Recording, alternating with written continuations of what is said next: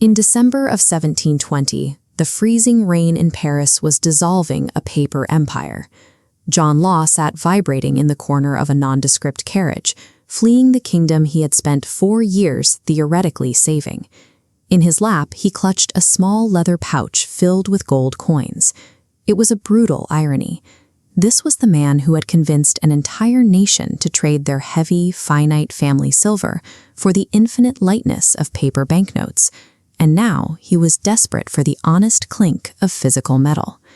The logic of Law's collapse, the frantic transition from paper back to metal, became the recurring rhythm of the global financial order we navigate today. He had realized that if you control the medium of exchange, you can use liquidity to mask a nation's insolvency, at least until the moment the math overtakes the belief. To understand how a Scottish gambler convinced France to trade silver for ink, we have to look at the stench of 1715. King Louis XIV was dead, leaving behind a bankrupt state and a massive vacuum of debt. This chart shows the structural impossibility of the French treasury at the time. The national debt stood at 3 billion livres. The annual interest payments alone were 90 million livres, towering over the kingdom's total tax revenue of just 145 million. Once the army was paid, the state had exactly nothing. The regent, Philippe d'Orléans, inherited this entirely frozen economy. Traditional solutions like melting down and devaluing coins no longer worked, and out in the provinces, starving citizens were eating grass to survive. Into this atmosphere of decay walked John Law.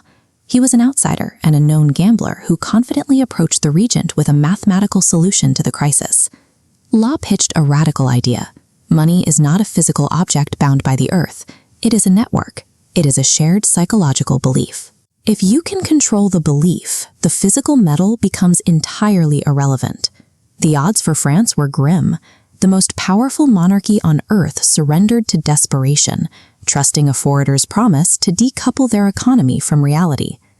In 1716, Law was granted a charter to open the Banque Générale, introducing France to the crisp, high-quality banknote. The true masterstroke was the promise written on the paper itself. Law guaranteed that each note was payable at sight in the exact weight of gold from the day it was issued. Instantly, paper seemed more stable and valuable than the king's constantly debased metal coins. But printing money was only half the strategy. Law acquired the Mississippi Company, which held trade rights to the Louisiana Territory, and aggressively marketed this fever-ridden swamp as a virgin land of emerald rivers and golden mountains. This diagram shows the mechanics of the actual heist. Law allowed citizens to take their heavily discounted, nearly worthless government bonds and trade them in at full face value to buy shares in his new company. To force demand, Law required that anyone buying new shares had to prove they already owned original ones. This deliberate constraint triggered a short squeeze, a market condition where a lack of available supply forces the price of an asset to skyrocket. The French public eagerly bought in, entirely unaware they had traded a guaranteed state debt for equity in a corporate illusion that produced absolutely nothing. By the summer of 1719, 20,000 people were cramming into a narrow street called the Rue Quincampoix every day. The sheer density of aristocrats and commoners frantically trading shares caused social order to evaporate in the mud. Men who had been begging for bread a week prior were suddenly buying chateaux. This exact street is where the word millionaire was born. This animated loop illustrates the circular Ponzi driving the mania. Law's central bank was printing massive amounts of new paper money, lending it to citizens, who then immediately used it to buy Law's own stock, sending the price perfectly vertical. By 1720, the Mississippi Company hit a market cap equivalent to 7.1 trillion modern dollars. Law was appointed Controller General of Finances, giving him supreme architectural control over the entire French economy. But the ledger hid a fatal flaw. Law had printed over 2.6 billion livres in paper notes, while the entire nation of France held barely 700 million in physical gold. To keep the fragile math from collapsing, Law outlawed the competition. He sent informants house to house, violently banning citizens from holding physical gold, to ensure his printed hallucination remained the only legal reality.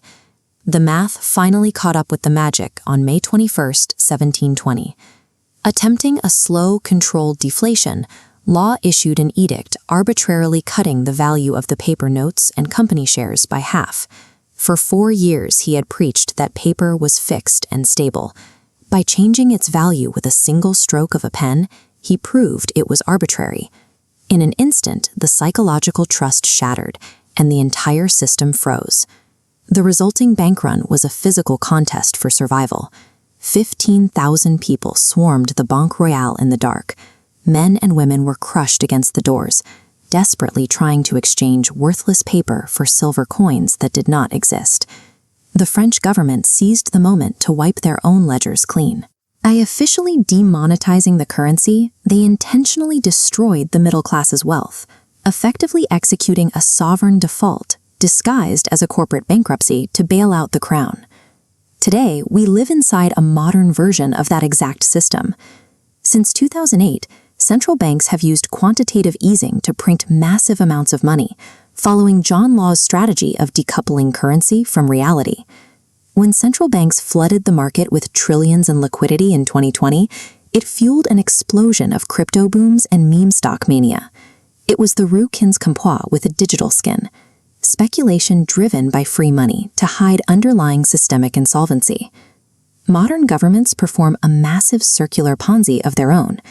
They use their central banks to buy up their own state debt, printing fiat to keep interest rates artificially low and ensure the state remains solvent while the currency loses its value.